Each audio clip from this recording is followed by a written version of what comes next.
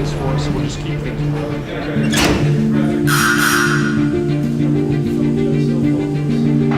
Margaret. Okay, and action. Hello, I'm Kim Monson of The Kim Monson Show, where we search for truth and clarity by looking at these issues through the lens of freedom versus force, force versus freedom. In my political conversations, few can be as confusing and polarizing as the issue of climate change. Ask the average person what it is and how they feel about it, and you're bound to get a wide variety of answers. And this is supposed to be a topic that we all agree on, according to what we've been told by the powers that be. You've probably heard this statistic that 97% of scientists agree on climate change, specifically when it comes to human involvement in its creation. Well, then who wants to be on the wrong side of that equation, especially when it comes to a supposed unbiased scientific consensus? And why has it become political?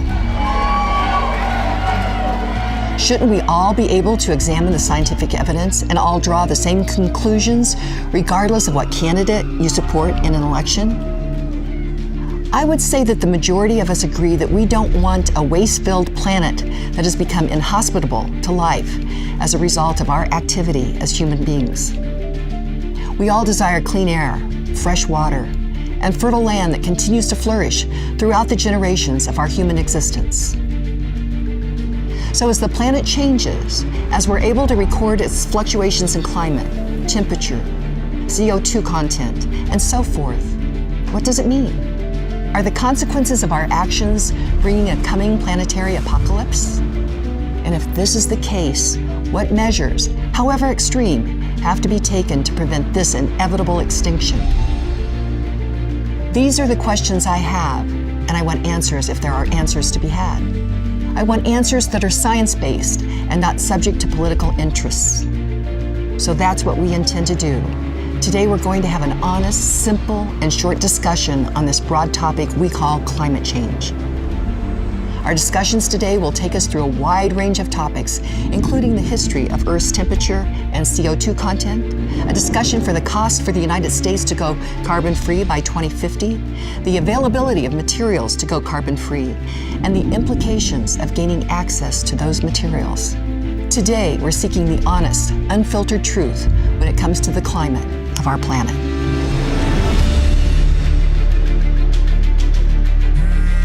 Yeah, let me just...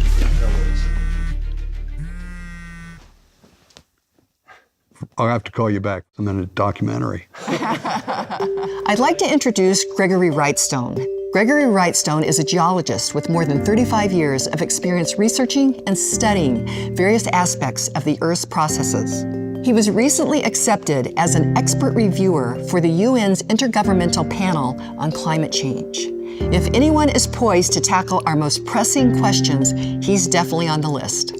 I started getting into climate change several years ago, and as I started researching it, because I got into it because I knew that some of what we were being told was just incorrect. The science, the facts, and the data just were opposite of what we're being told. You can slate it. Marker. Give me some break. I talk to rocks. I don't talk to people. I'd also like to introduce Walt Johnson. Walt is a career geophysicist and independent geological consultant who can also lend a concrete scientific perspective to our conversation today. My specialty is sending sound waves into the ground. When I joke that I talk to the earth, I really do. And I'm probably one of the few people that can actually say that. I work for no publicly traded companies. I have no dog in the fight here, shall we say. As Paul Harvey would say, you're going to get the rest of the story today. So let's start from the basics. When I think of climate change, global warming is what comes to mind first. It's so prevalent that most people use the terms global warming and climate change interchangeably. So let's address this first. Is the planet warming? And should this be the primary reason for us to be concerned about our future? The words they use again are unusual and unprecedented. Is our temperatures today? They're saying, well, our temperatures are hotter than they've been forever or on record. Well, if your record only goes back 150 years, that would be correct. because we are in a warming trend. But that warming trend started more than 300 years ago. It was in the depths of what was called the Little Ice Age, probably the coldest period of the last 10,000 years. Whoa, hold on a second. Is he saying that the Earth has actually been warmer in the past than it was today? As a healthy skeptic, when someone puts a graph like this in front of me, my first thought is, where in the world are you getting this data? How are you able to tell me that you know exactly what the temperature was thousands of years ago? When we look through geologic time over the last 10,000 years, we've got some pretty good records using what are called proxy data.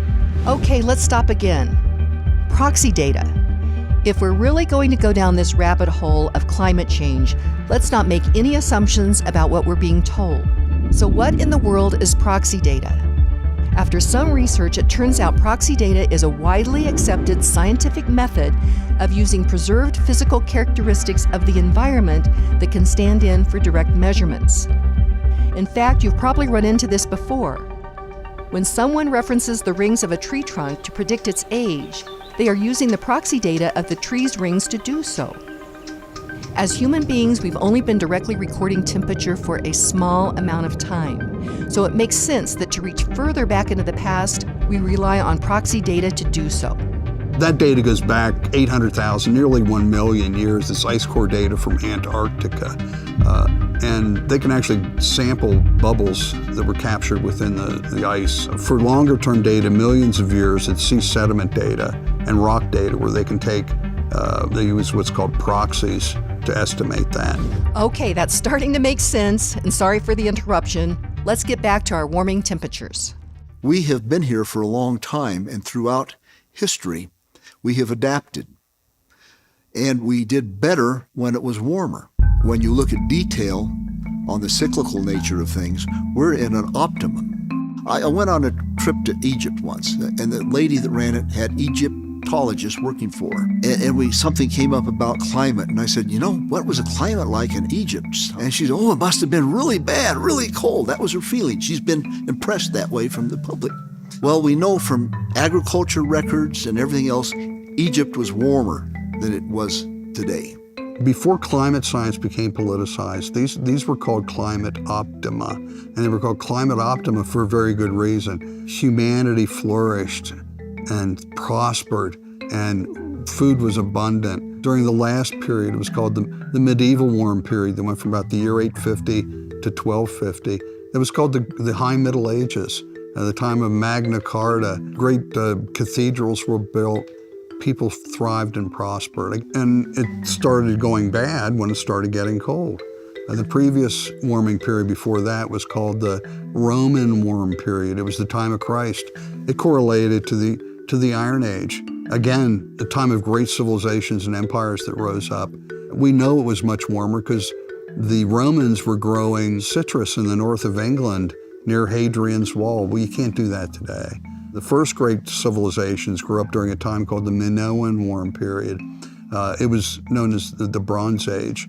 And again, life was good. All these great civilizations prospered and thrived, the Hittites, the Assyrians, the Babylonians. And we know it was much warmer because they were growing a crop called millet in Scandinavia.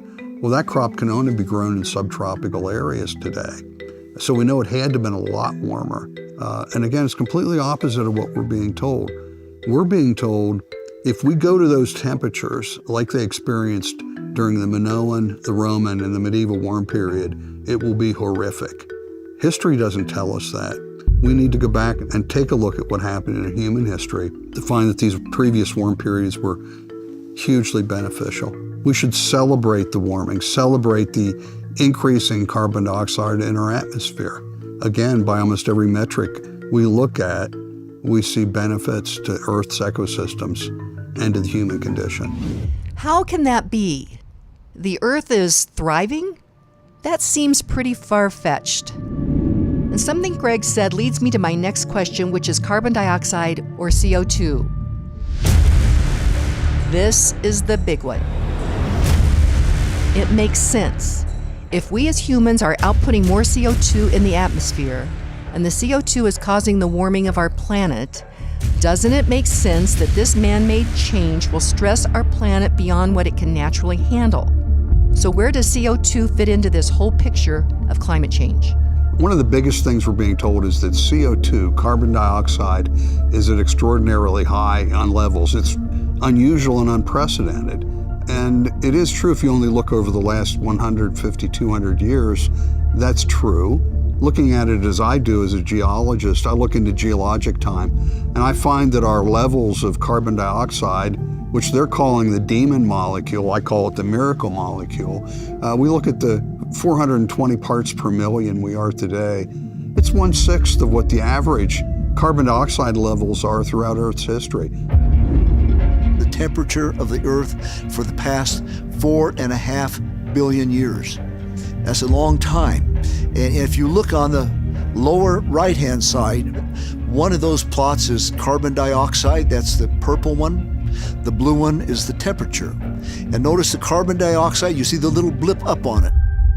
That's what we're so worried about right now, that the world is going to fall apart. Okay, I'm learning the ppm, or parts per million measurement of CO2, is important to understand where we currently are in CO2 levels on Earth. We currently sit a little over 400 ppm, and it's currently being touted by many mainstream sources as a dangerous level. And it makes sense, according to the charts they use. We are at an alarming level of CO2 concentration when compared to the last 800,000 years or so. But compared to the total history of the Earth, it doesn't look near as ominous. So that leaves us with the question, what is a dangerous level of CO2? So OSHA sets levels of dangers, I believe, starting at 8,000 parts per million for human health. And our research at the CO2 Coalition and our agronomists tell us that we'll see major benefits of CO2 for plant growth. It'll probably peak around 1,200 parts per million, or 3 times what it is today. And it'll continue increasing and benefiting plant growth, continuing but not as much. But the main benefits will be from 400 where we are now to about 1,200 parts per million. What we see is actually the carbon dioxide levels in our atmosphere, rather than being at levels that are much too high, we're at actually historically low levels. In fact, they were dangerously low levels, and not that too long ago in geologic history. At the end of the last ice age, we know that carbon dioxide levels plummeted to near what I call the line of death. They got to 182 parts per million. And the line of death is at 150 parts per million. And why is that dangerous? Because below 150 parts per million, plant life cannot survive. We nearly got there. That would be a true climate catastrophe. The fact of the matter is, we need more CO2, not less. As we increase CO2, plants need less water to survive. And that's because they don't need to, if you will, breathe in and breathe out. It's called transpiration. And during that process, plants lose the water and require more water out of the soil. With more CO2, they don't have to do that. They're not losing as much water. And because of increasing carbon dioxide levels in the Earth's atmosphere, we're seeing just crop growth breaking records year after year.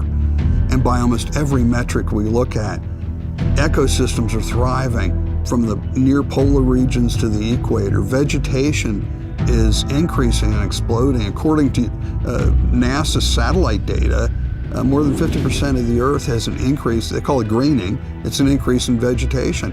Less than 4% of the Earth's surface is what they call browning or loss of vegetation. That's a pretty good trade-off. I'd take that any day of the week. And what we're seeing here, again, almost by every metric we look at, we see benefits to humanity. CO2 is a greenhouse gas, and because it is, increasing amounts will warm the atmosphere. But our experts tell us it's significantly less than predicted by the Intergovernmental Panel on Climate Change. We think that in the modeling that we've done, the climate models overpredict warming by 2.5 times too much, 3 times too much in the tropics. And so, and the warming effect that we see from a doubling of CO2 is probably 0.8 of a degree. Again, nothing alarming. Nothing alarming? I thought that these small fluctuations in temperature are exactly what are leading to all the catastrophic weather events we continually see in the news. And what's more, they seem to be getting worse. Or are they? We're also being told The droughts are increasing, forest fires are increasing, all these calamities are getting worse. And if you go and actually look at the data, you'll find that that's just categorically false. It was all over the news that hurricanes are increasing. But I took a look at landfalling hurricanes. We have a very, very good record back to the year 1850 on the number of landfalling hurricanes in the United States. And what do we find? They're in decline, and a significant decline. Increase in hurricane activity is part of the climate change argument. But you look at that graph that is of the major hurricanes globally, the top line is of those that are 64 knots. The bottom line is those that are 96 knots or more.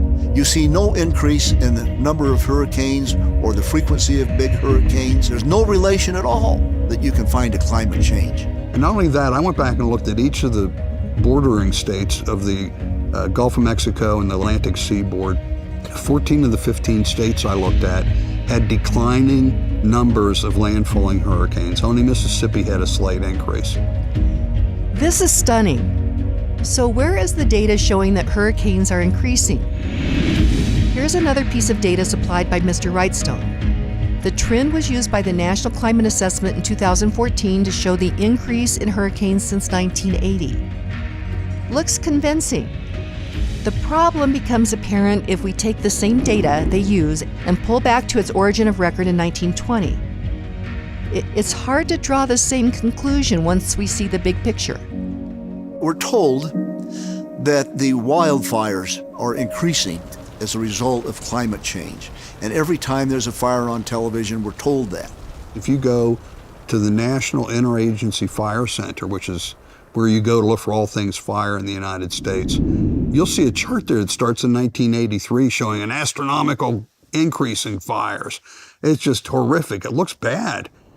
But they have data going to 1928.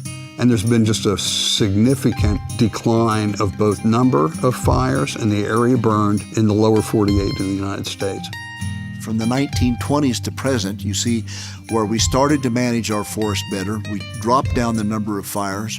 It was well maintained until about 1983. In the 80s and 70s, we had an environmental movement. You'll have to think back to remember it, where people were chaining themselves to the trees. They put spikes in the trees and the sawmills would blow up, and everyone said we should quit harvesting the forest. That chart is misleading because it shows changes more in the social values than actual things resulting from climate change. When they stopped logging and timbering in the national forests in the 1980s, they used to be able to go out the logging roads. If there was a fire that cropped up, they could drive their equipment right to the fire and put it out. Now those logging roads have all grown up. They can't access it. And so now we've got way too many trees, no way to get in to access a fire when it erupts unless you're airdropping people in. All these things are compounding the fire risk. So a lot of what's going wrong there is our fault because we're not managing our forests correctly. Perhaps we can't draw a direct comparison from hurricanes or forest fires to climate change or specifically global warming. But there is an image that sticks out in my mind. The polar ice caps. The imagery of consistent receding glaciers has been all too familiar and seems to be a common rallying point for predicting doom for our planet. So what happens if and when all this ice melts? One of the doomsday scenarios that's often advanced is the melting of the polar ice cap. The fact of the matter is you could melt the entire polar ice cap and it would have scarcely any effect at all on sea level rise. And you go, what? Why is that? Well, you can do this experiment at home. Put some ice cubes in a glass, mark the level of the water. When the ice cubes melt, the water level remains the same. And that's because the northern polar ice cap is floating in the Bering Sea on water. Sea level rise is driven by land-based glaciers. They often tout what's called the Doomsday Glacier. It's called the Thwaites Glacier, but they've called it the Doomsday Glacier because they want to enable this climate of fear and spread fear and alarm about what's about to happen. But the fact of the matter is that's located above the Antarctic Rift Zone, one of the most active volcanic areas on Earth. And it's above that volcanic rift zone, this great heat flow coming up. So actually the ice that's melting is from below, not above. And it's actually a geologic process. If global warming driven by atmospheric melting, the ice would be melting from the top down, not the bottom up. We know that in the recent period, the glacial retreat and sea level rise went hand in hand, and both of those started in the early 1800s, long before the first Model T rolled off the assembly line, before we started adding vast amounts of CO2 to the atmosphere. And if we look at sea level rise, the sea level is rising today at the same rate as it was 150 years ago. And glaciers are retreating at about the same pace as they were 150 years ago. We're being told that more man-made warming will lead to more deaths due to heat. The facts contradict that completely. Most of the studies that we look at, in fact, the largest study of its kind, done by Antonio Gasparini, looked at weather-related deaths and found that there were 20 times as many people died due to cold-related deaths as to heat. 20 times as many people died due to cold as to heat. Do some more people die during heat waves? Of course they do. But many, many more people die during the extreme cold weather-related events. What we should really fear, though, is the next ice age. We've been in this, what's called an interglacial warming period now for 10 or 11,000 years. These interglacial warming periods that are beneficial usually only last about 12,000 years. So we're very, very near that next ice age. And it's going to come at some point. There's nothing we can do to forestall it. It's being driven by different things. They're called the Milankovitch cycles, the wobble of the Earth, the eccentricity of the Earth's orbit, and things like that. You probably won't be as catastrophic as these previous ones because we're not moving food around with ox carts. Now we're able to have refrigeration. We'll be able to alleviate some of that problem, but it's still going to be bad because we know there's nothing you're going to be able to do to forestall famine when these bad situations arise. We're told we need to do something to face this rising temperature. Again, we've only increased temperature about 0.8 of a degree since 1900, and we'll probably continue to have this warming a little bit. What should we do? Accept the warmth and the more CO2 because we're seeing many, many benefits. If you're like me, all this information is hard to process. So much of what we're hearing today is a completely opposite conclusion to what we hear every day when it comes to these climate change talking points. I'll admit there is an emotional component to this topic. Even though we have data that shows these environmental catastrophic events are not increasing, it still doesn't make it any easier when they happen. In our connected society, we can view more devastation and constant suffering than ever before. For me, and I would guess for many others, I can't see these images without asking myself, what can I do? How can I fix this problem of human suffering? So to be honest, if someone tells me that if we just stop using fossil fuels, or use more wind turbines, or put up solar panels, or buy electric vehicles, we will alleviate the suffering, well, who wouldn't be up for that? So let's direct our conversation there. What about the solutions and changes that we are undergoing to address climate change in our Western society? I'm with a group called Friends of Science Society, located in Calgary. And we review climate issues, science issues, and we also report on policy issues. I'd like to introduce Ken Gregory, a professional engineer from Calgary, Alberta. Ken earned his mechanical engineering degree from the University of British Columbia, Vancouver. In December of 2021, Mr. Gregory released the first detailed paper discussing estimates of the cost for the United States to go to net zero carbon by 2050. You might have heard the term net zero before. It's definitely presented as the prime objective when we talk about going green, and it's the path that currently the U.S. is aggressively pursuing. This is about to get technical, so hang with me as we try and break this concept down. So net zero implies that we're going to reduce the amount of greenhouse gas emission, that's mainly carbon dioxide, or CO2. That's mainly using wind and solar power to do that. So net zero means that we can still produce some greenhouse gases, but you're going to capture that amount to inject it. So the net amount that's released to the atmosphere, net of capture, would be 0. So I found hourly data for the U.S. and we analyzed the power requirements, assuming that we just use utility scale batteries as backup for wind and solar, which need essentially 100% backup because you can have the wind drop to near 0 in the late evenings, of course, when there's no solar power, right? So we looked at what the total amount of battery storage you would require.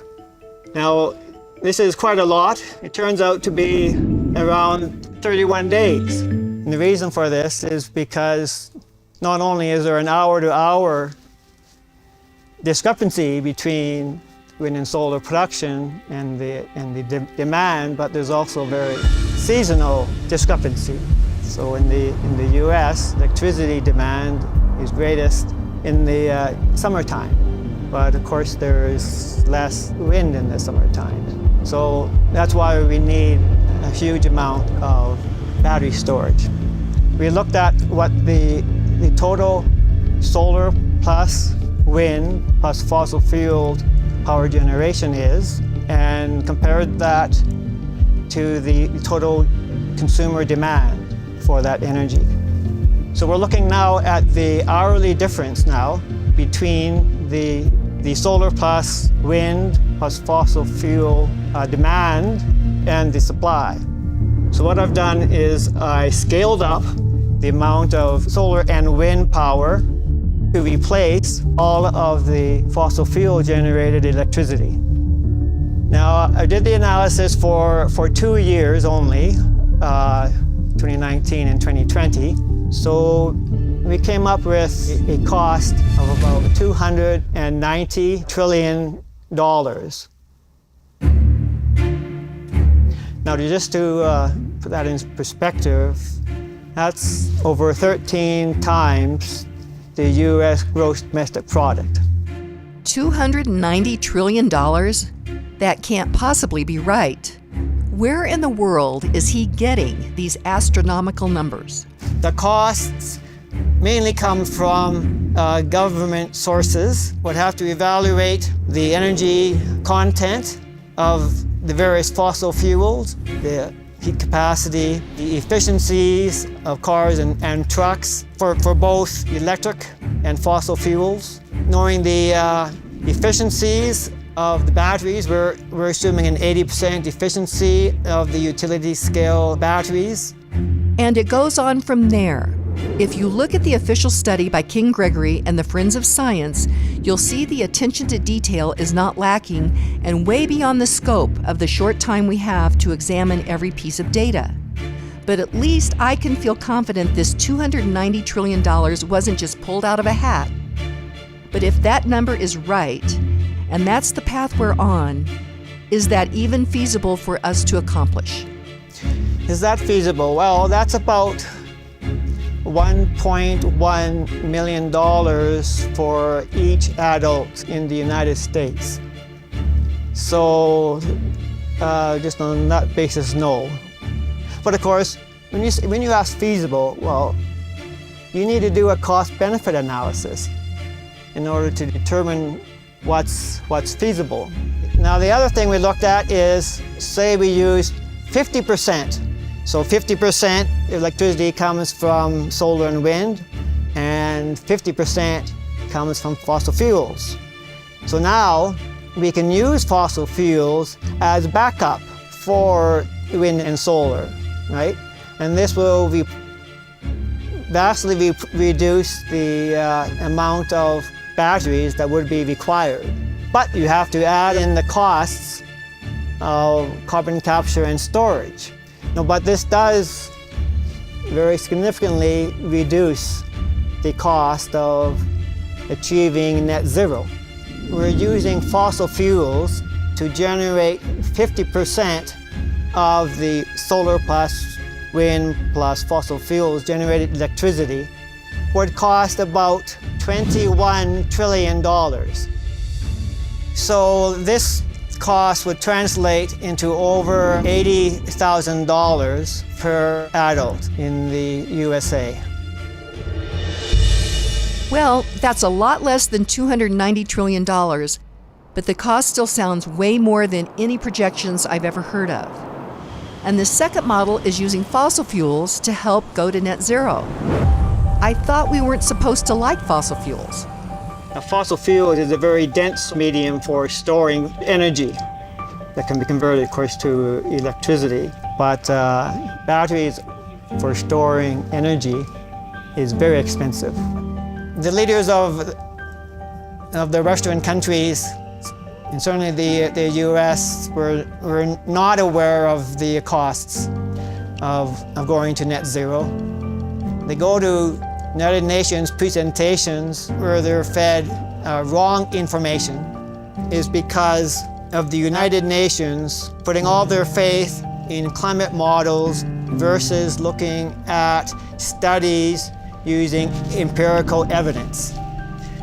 And that if one actually uses empirical evidence, it'll be over a time period of 100 years or so, about half of the warming that the United Nations projects. The correct response is to do a proper cost-benefit analysis, and that needs to be done. It's never been done for this net zero craze. As I continue to hear this, I begin wondering, why are we trying to go net zero again? And why have we chosen wind and solar as the great saviors of our planet when the numbers just don't add up? And I'm afraid to ask a very uncomfortable question in today's energy conversation. What's so bad about fossil fuels? Especially if CO2 emissions are beneficial rather than harmful, why should we run away from this quote-unquote evil energy source? Okay. Get another swig. Another swig. While we're waiting. I'd like to introduce Ronald Stein, the author of the Pulitzer Prize-nominated book, Clean Energy Exploitations.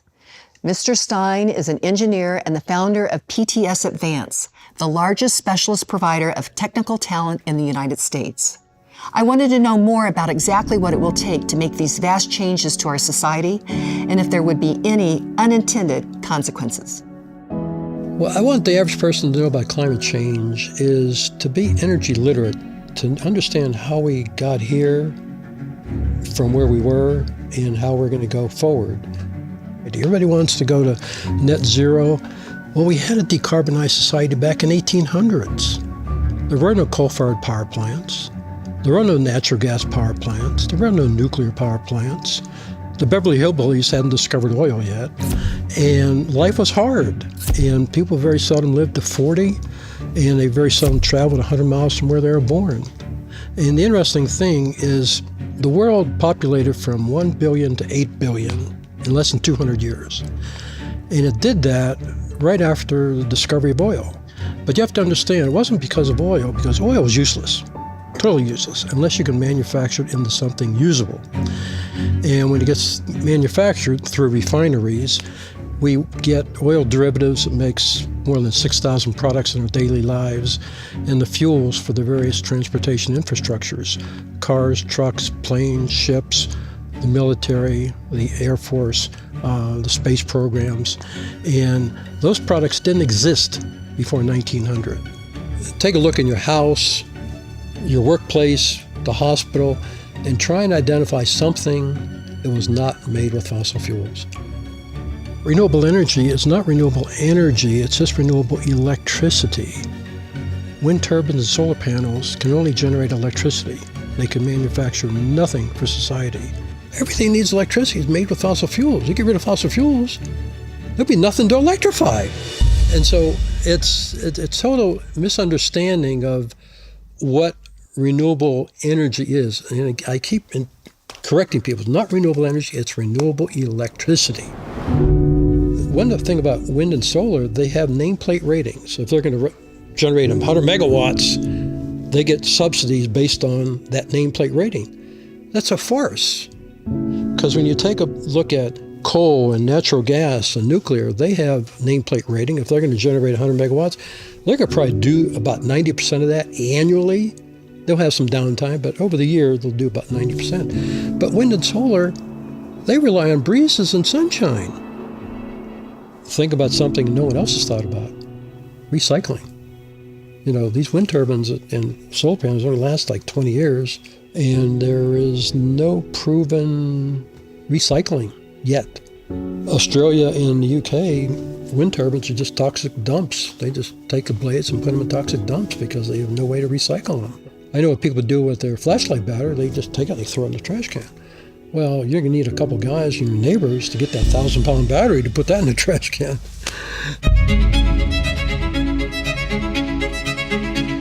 It's only the wealthy countries that are really going green.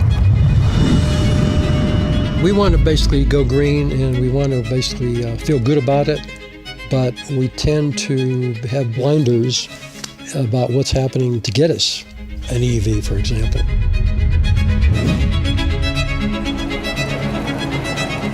All those developing countries where the exotic minerals and metals are being mined, the lithium and the cobalts and et cetera, for the EV batteries and the wind turbines and solar panels, these countries have no environmental controls. They've got no labor controls, and they're just exploiting the people to let us go green. So, one Tesla battery, you have to move 500,000 pounds of earth for all the different metals that you need. That's for one battery. I will not buy an EV. I will not buy an EV for ethical reasons, because I know where the lithium is coming from. Folks, it can be mined in America. That is the dirtiest kind of mine you can have, lithium. It's strip mining. They thought coal mining was dirty. Coal mining is clean compared to lithium. It contaminates the water, contaminates the landscape. They don't have to decommission and bring the land back to its original format. Here in America, if you're building anything, you got to be able to reclaim the land back to its original position. Over there, if they mine for lithium and they run out of lithium, they just move on to the next site. And I'm not willing to financially support that environmental degradation and humanity atrocities. We write a lot about energy poverty in the developing world.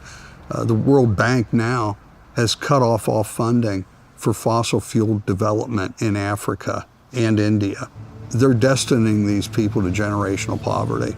According to the UN, 4 million people a year die because of inhaling smoke from cooking inside using dry dung and wood. We can solve that by providing electricity that is clean, abundant, affordable, and reliable. And that can include coal-fired electricity. We can burn coal and create electricity using coal, using the best technology, so the only thing that comes out of those stacks are carbon dioxide and water vapor. Picking a winner and loser and saying, well, we're going to get rid of fossil fuels, that's going to solve everything. We're going to have a better world. We're going to get rid of all that emissions. But getting rid of fossil fuels, you have to understand, we grew from 1 to 8 billion because of fossil fuels. Getting rid of crude oil could be the greatest threat to civilization. You get rid of crude oil, we could lose a couple billion people. You have to understand there's 50,000 jets in the world. There's 50,000 merchant ships in the world. And now you need them today to keep these people alive. You're moving products and food all over the world. I'm a proponent. Let's get rid of oil. But before I jump out of that airplane without a parachute, show me what your replacement is so we can still have our iPhones and our medications in the hospitals. But I think the best thing we can do for the world is help develop the 6 billion people that are in poverty and try and bring them up to the lifestyle that we have. There is no silver bullet answer. There's to take a lot of everything to make it work. Just be energy literate, because you're picking winners and losers, and look at the unintended consequences. Someone's paying for it, or someone's being exploited to make you feel good. So it's clear there is a true human cost for trying to save the planet. In some cases, I'd say we seem to be doing more harm than good. So maybe I can ask the elephant in the room question that is on everybody's mind. Why is the current mainstream opinion on climate change totally opposite of what we're hearing today? Each of these experts seem intelligent and credentialed, So, what's the disconnect? Is this just a fringe minority way of thinking? What about the statistics we talked about at the beginning? Is this just the 3% of scientists who deny climate change that we're talking to today? In my past, I've been on the board of directors of 2 international scientific organizations, having about, I think one was 6,000 members, the other 12,000 members. I've only run across one person that was included in that survey.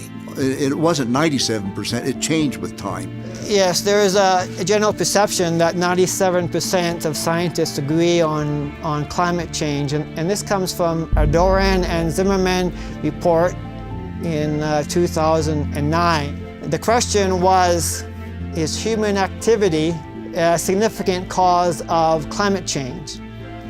Now, of course, they didn't define what significant was. They didn't, of course, mention anything about climate change being dangerous. They didn't mention anything about greenhouse gases. It's just human activity. Well, of course, obviously, I would be in that group. I believe that humans have a warming effect. Certainly there's greenhouse gas that has an effect. Urban warming has an effect. Black soot on ice and snow has a warming effect in the Arctic. Even the most stringent climate skeptic, even if they think greenhouse gases have only a 5% effect, then they were counted, right, in the 97%. In other words, it's garbage, right? There is no 97% consensus. There is a wide range of opinions. They cast a very wide net to capture people that they say were part of this 97% consensus. The truth of the matter is, I would be part of that 97%. Why is that? It's because I believe that carbon dioxide is a greenhouse gas and causes some warming. But yet, I would be included in their definition of the 97%. We looked at it and looked at the exact same data that they published, and less than 1% of the scientists they interviewed agreed that man-made driven warming would lead to catastrophic events. And that's the crux of the matter right there. The whole issue comes down to my data versus your data argument. Who's got it right and who's got it wrong? So that leads me to ask, what is the reaction when these experts have presented their data, especially by those in the scientific community who disagree? There are extremely few debates. Almost all the climate skeptics invite the, what should we call them, alarmists. It's extremely difficult to get them to debate. Scientific effort requires dialogue. This has not had dialogue to it, and it's really not science. A lot of people around the coffee clutch, talk one way, but they're quiet when all this comes up. They're just afraid to stand out. And this is really, I think, dealing more with a religion than a science. If you're a university professor, you have to toe the line or you won't get the funding. We know that for a fact. We've had a recent professor, PhD, I won't go into any more specifics. He was up for tenure and he wanted to join our now over 100 group of scientists and experts on climate change at the CO2 Coalition. And our advice to him was, don't do it. If you join us, you won't get tenure. You'll probably be fired. You'll definitely lose your funding. Get your tenure and then come and talk to us. I attempted to get some articles published in a paper.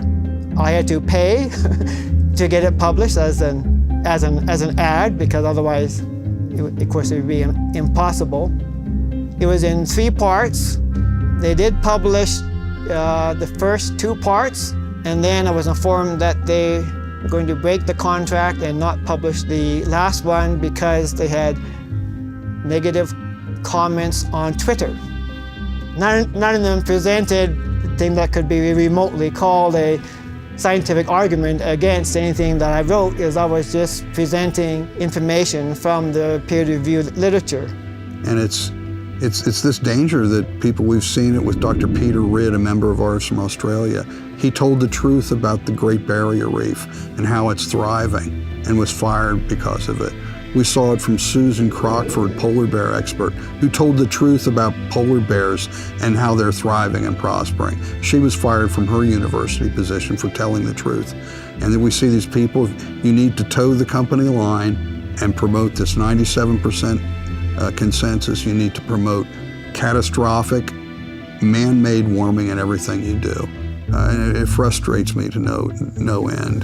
And we get papers actually that might dispute this narrative of global man-made catastrophic warming, but in the abstract they have to put some words in there about man-made driven warming just so they don't get drummed out of the core. It should be people throw something out for public debate and other people, well, I don't know about, what do you think about that? Or I should be able to get up and talk to some guy in public where he's accountable to other peers for his statements. The scientific method appears to have been abandoned. It used to be that we should welcome challenges to theories. It doesn't take a 97% consensus. It takes one person, one scientist, to show the evidence against something. But yet, anyone who speaks up against any of this idea, of this narrative of man-made catastrophic warming, well, they're silenced. Science used to be a debate, and a welcome debate among scientists. We'll work it out, point out the flaws of the argument that someone's making, and then we'll better that and use something that works. We've had so much propaganda pushed on us, it's beginning to have an effect on our society. So where do we go from here? I think there's the potential to see these views on climate as passive or even irresponsible. Sure, there's disagreement on whether polar ice melt is a good thing or a bad thing. But what about the clear things we can point to, such as pollution? Surely this can't be viewed as positive for our planet. So my last question is, what should we be doing to help our planet be a better place for the future? We are all conservationists and environmentalists. All of us are. We want to leave a clean environment. We want to do better.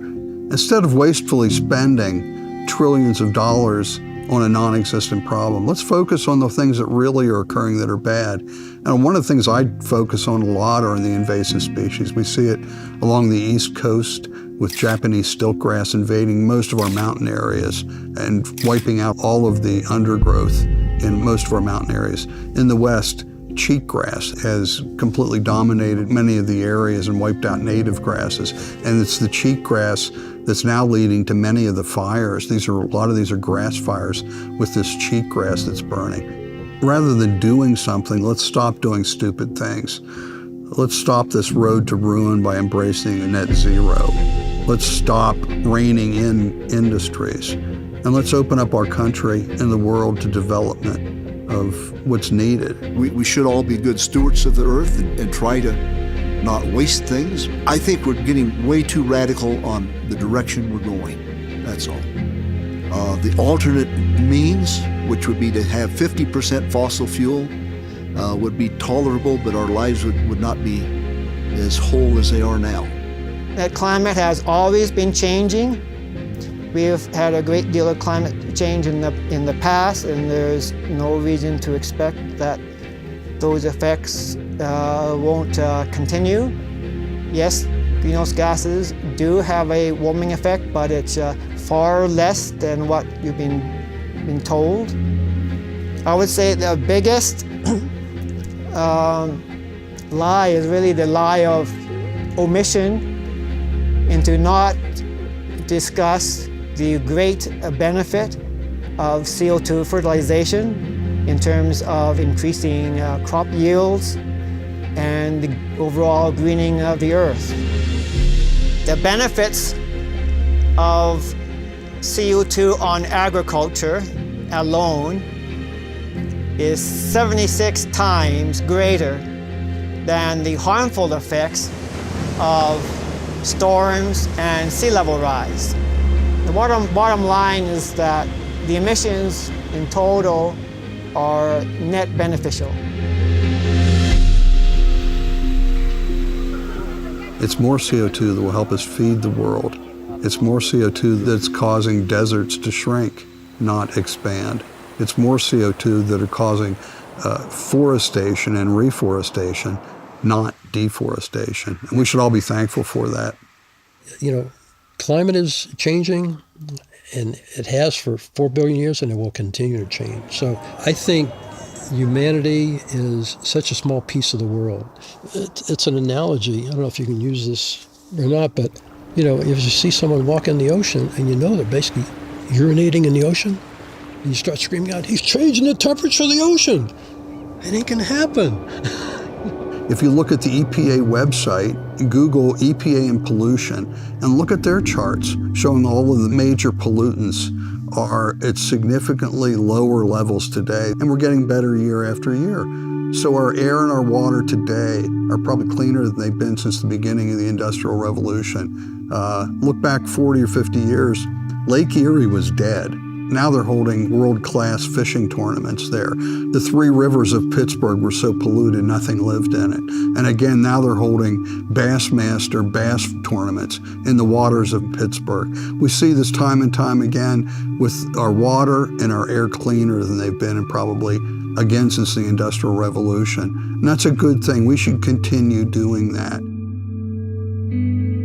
I love my grandchildren. I want to leave a better world for them. But we also need to leave a world for our grandchildren that's economically thriving as well. And by spending trillions of dollars and adding to our national debt significantly and going to a net zero proposed economy, getting rid of fossil fuels, this is leading to economic ruin and collapse. It's leading to what will continue to be increasing blackouts and brownouts. I don't want that for my children. I don't want my children having to read books over candlelight because they don't have the electricity. I want my children to have reliable, abundant, affordable energy and live in an environmentally friendly world. And we can have all of those things coexist. We need different viewpoints on this. I mean, it isn't just our little film. Everyone has to get out and spend their time looking things up. It takes time to find out what's happening, but it has to be done. If I had to summarize everything, I would bring it back to context. Context brings everything into perspective with the changes we are observing on our planet. But why the deception? Why are we not being told the full story from the mainstream voices? Why are we told that there is broad consensus when we have seen scientific evidence today that shows the opposite? I want to bring us back to a place of unity once again. We all desire a planet that is healthy and will yield an atmosphere of consistent human flourishing for the future. Are the changes we are viewing today an omen for disaster? Or just a small blip on a very long trend that has cycled many times before? And for the United States, are the current solutions that are being proposed actually so foolproof, especially when they could consume up to 70% of our GDP for the next 28 years? For some of you, I realize this documentary challenges very personally held beliefs. But we are not here to shout propaganda and simple political slogans. You deserve the whole truth. This data presented to you is not with pride, but with humility. We want to offer an invitation for you to examine the evidence for yourself. Thank you for your time, and thank you for watching. Are you guys ready for the quiz? Yeah.